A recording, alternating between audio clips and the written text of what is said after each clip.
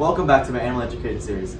Today here at the Wonders of Wildlife National Museum and Aquarium, and with Mike. So that was a mouthful, but here we are. We do have quite a name. We're glad to be here with you today, Cole. And I hear you just got to do our out to sea shark tank dive. What did you think of that? It was awesome. It was awesome to get down there, put the big old helmet on, get out the GoPro, take tons of footage that is for this video. And what are all of the species that are in the enclosure? So in that aquarium, we have quite a few different species of fish that you would see in a lot of the temperate oceans of the world, a lot of them up and down the East Coast and the Florida areas. And we have a variety. We have 2 shark species. We have our sandbar sharks and our sand tiger sharks. We also have several large Goliath grouper. We have barracuda, yellowtail snapper, porkfish, a plethora of different species that are filling that exhibit. And it's awesome to be in that shark diving experience, to see all these fish swim around the cage. Yeah, it is. It's great to have the chance to see it in that environment, from that perspective, for sure. We do a lot of not only our diving in there for our own maintenance, but with our guests. We also do target training for our sharks in that exhibit. So we have targets attached to poles that we've trained our sharks to approach when they're going to get their feeding. It's one of the ways we make sure that our animals are getting the appropriate amount of food and the desired amount of food. We also give assorted vitamins to our sharks as they come to those targets to feed. So in general with that tank, we mentioned there's so many different species. We do what's called a broadcast feed. So we have a prepared diet. We have the amount of food that we'd like to offer based on the biomass or the average weight of all the animals in that exhibit. And so we do a broadcast feed, which gets to everyone. And then we also use our targets to bring our sharks to one area and our grouper to another area, so that we can give them a very specific and a very tailored diet. Yeah, I imagine it's pretty difficult to start training them. It can be, especially with such a large area and so many different fish in there. But it's amazing how quickly they learn and recognize that that target equals a great thing that they want to go to by getting that positive reinforcement with the feed as they come to it. So it's more about consistency and repetition, and the animals are amazing at how quickly they pick up things like that. So, not being super knowledgeable on all of marine life myself, what do grouper eat? So the grouper out in the wild are going to be eating a wide variety of things. Small fish, small sharks, lobster, a lot of different types of things like that. And you saw how big those Goliath grouper are. It's a really big fish. So our Goliath grouper, our largest, are around 400 pounds. But out in the wild, those animals can easily get to be over 600 pounds. Wow. And so in general, if it's a smaller fish, then there's a chance they're going to eat it. Big fish eat little fish. And the grouper are certainly a great representation of that. They're fairly indiscriminate, and they'll go after quite a few different species of sea life if it's on their menu. When I was down in the cage, I had the GoPro out, I was filming one of the sharks, and I see one of the, I think it was the biggest grouper, just come up the side and just swim straight across the big old window. I was like, it's a big fish. It is. They are a large fish.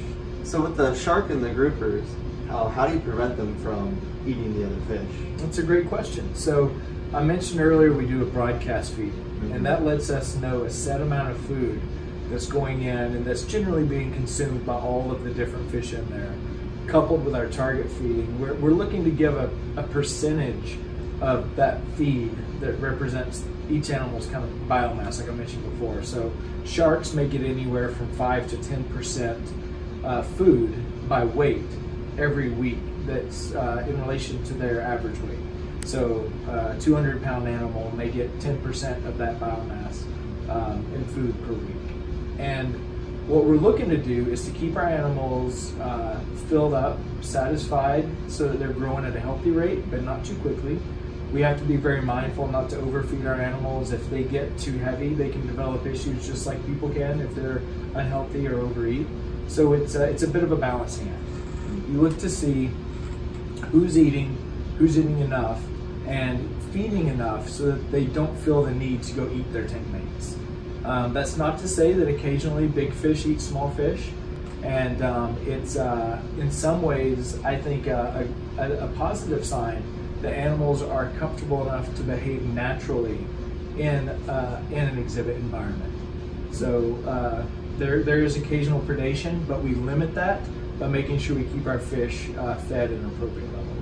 Because of course animals are unpredictable, so you can't control them to a T. They're going to have that sort of variety. Yeah, for sure. And as I mentioned, like wild behaviors are going to pop up if they're comfortable. That's right. So it's the exact reason with any other predator. If they're not hungry, there's no reason for them to go hunting. Right, exactly. And so we keep an eye on our animals' body conditions to make sure that we're keeping them in that nice sweet spot on their growth. So with all the different species in there, how do you guys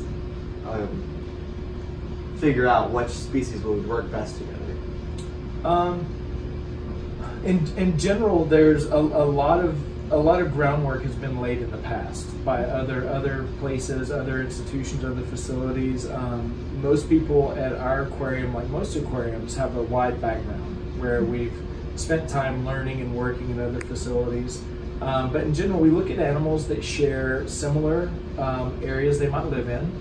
And if they live in a similar area, they're going to have similar requirements for water quality. So temperatures, pHs, oxygen levels, and things like that are all going to be shared if they live in similar environments in the wild. So you've got like our sandbar sharks. They have in part that common name because they like to spend time in inshore sandy areas. And up and down the coast of the US, you'll find them, again, like in temperate waters all over much of the world. And that environment is shared by a lot of those same fish you'll see, the Goliath grouper, the yellowtail snapper. And so they share a common zone, a common region they live in, and therefore have a similar requirements for their water quality parameters.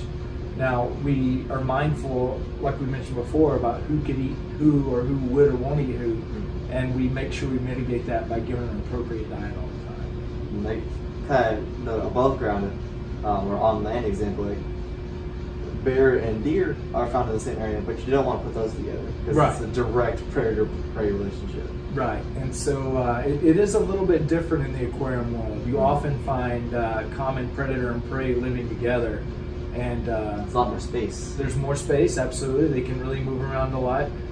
We also have a lot of structure. When you're in that exhibit, you probably noticed there were a lot of different coral heads and boulders and things like that. So lots of places for fish to hide, to have their own little niche within each aquarium in each area. So different animals, we use different parts of the exhibit. We talked about the barracuda. It was up in the upper water column, using an entire surface of that tank, cruising around, which they would often do out in the open waterways. And then you've got all those yellowtail snapper that were in there. Beautiful fish with those yellow stripes, and they're going to be schooling above and down amongst the rock work, just as they would out in a wild environment. And so by having the multiple usable areas within a system, you can create little pockets where some animals may do better than others at given times, and really mix different species together. And this kind of works across the board. Different animals like their own little areas, so they kind of stay there. So if you kind of keep them separated, they're like coexisting, but they're very separate. So what is the size of the tank? This is a pretty big tank. That tank is approximately 230,000 gallons. Wow. So it's almost 20 feet deep. So there's a lot of vertical space and a wide, nice volume, so the animals can really utilize that space fully. And with the shark diving experience, why is that a good thing for people to interact and be close to sharks and other sea life? It's a good question. I think that people oftentimes see a shark and just think bad or have a negative idea going into it. When you're able to get into that environment and share that space with an animal and see it up close, I think you take home a very unique perspective once you get the chance to do that. And I think that's the real message for aquariums and zoos in general, is to create that intimate interaction so that you could leave that dive and be inspired in a different way or in a more profound way by those animals that you saw, and therefore have the interest to go research them and read about them and learn that that sharks are not this dangerous killing machine that a lot of people are afraid they are. I read an article talking about that on average there's about 19 shark attacks in the U.S. every year, and only 1 fatality on average. Versus there's about 37 fatalities from lightning strikes in the U.S. every year. Yeah. So it's a pretty, once you start reading about it, once you start researching it, then you start really learning about what are the actual risks and what are the things that we need to worry about to be a positive impact to those sharks and those fish out in the wild. Once you get in the cage and interacting with these sharks that are swimming around you, you realize it's not like the movie Jaws. They're not out to just kill you. As right. good of a movie as that is, it's not exactly accurate. It is a fantastic movie, but unfortunately it gave a pretty bad black eye to all those sharks out there swimming around in the ocean. So with the whole shark plague, as most of us animal people have heard about people going and cutting the fins off of sharks. So what is that doing to the shark population? It's severely impacting the shark population. Between illegal harvesting for finning or some of the less responsible fishing that happens on a commercial scale, a lot of sharks are killed in bycatch for some of the long line or net type fishing. So people are absolutely the #1 predator for sharks. We're their biggest. We impact them more than anything else on this planet. And so responsible fisheries can help.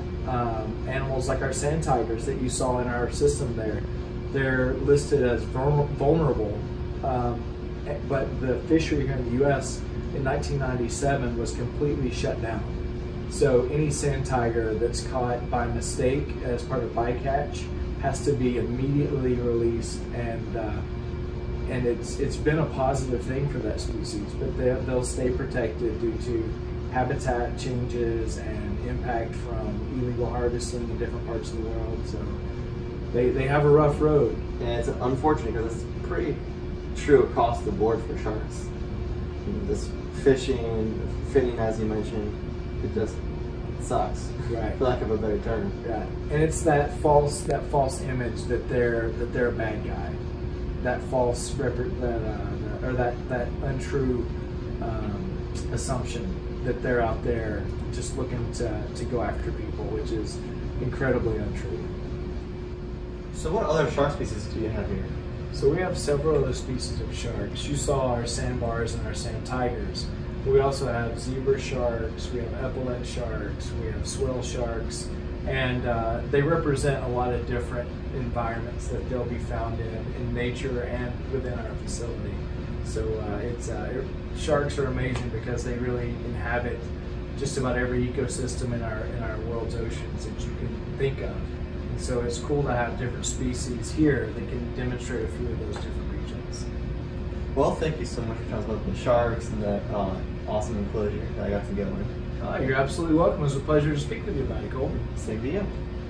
And as always, I hope you guys enjoyed this week's episode. Don't forget to leave a big thumbs up down below, subscribe to my channel, and also check out my Instagram @ColdShirt.